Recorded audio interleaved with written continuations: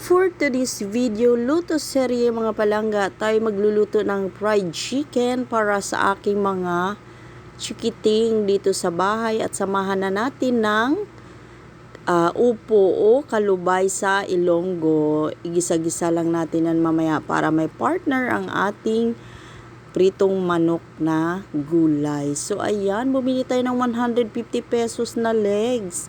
Yan ang kinuha ko para tig-iisa sila mamaya. Pagkatapos ito ang ating upo at saka sardina. So ayan, hinugasan ko lang ng mabuti. Pagkatapos natin hugasan yan, ibababad lang natin sa toyo, kalamansi at bawang. Yes, napakasimple lang ang ating gagawing pagbabad dyan sa ating chicken legs. Tig-iisa sila dyan ng chicken legs at 7 piraso lang naman yan. Pagkatapos siniwa ko na ang ating kalamansi at tinadtad ko na rin ang ating bawang. So ayan, nilagay ko na po siya. Pagkatapos ilagay na din natin ang ating kalamansi. So ayan, tinamad na naman si palangga nyo gumamit ng strainer, kaya ang ginamit ko ay ang aking kamay. O diba, paminsan-minsan naman igamitin natin ang ating kamay na salaan para okay naman, diba? Katamaran lang talaga ang sumapi sa akin, kaya hindi ko ginamit. Talagay ko na rin ang toyo. Pagkatapos hinimas-himas, nilublub-lublub, at ibabad natin ng 1 hour para manuot ang kanyang mga sangkap dyan. At niready ko na rin ang ating breading mix. Naglagay pala ako ng kaunting asin dun sa ating binabad. At pagkatapos ng 1 hour, ayan, ready na siya para lutuin. Igulong-gulong lang natin dito, pagulong-gulungin hanggang sa makot lahat ang ating chicken legs.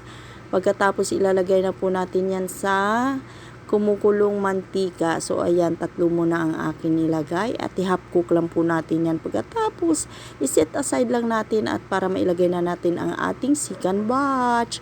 And transition na agad, ayan ang ating half cook na nauna kanina. Pagkatapos nung okay na, tcharan! Ayan, wow, luto na ang ating chicken. Pagkatapos ito naman ang ating babalatan. Ang ating upo ay babalatan muna natin. Pagkatapos hiwain natin ng maliliit at ugasan. Pagkatapos mag-start na po tayong magisa sa bawang, sibuyas at kamatis.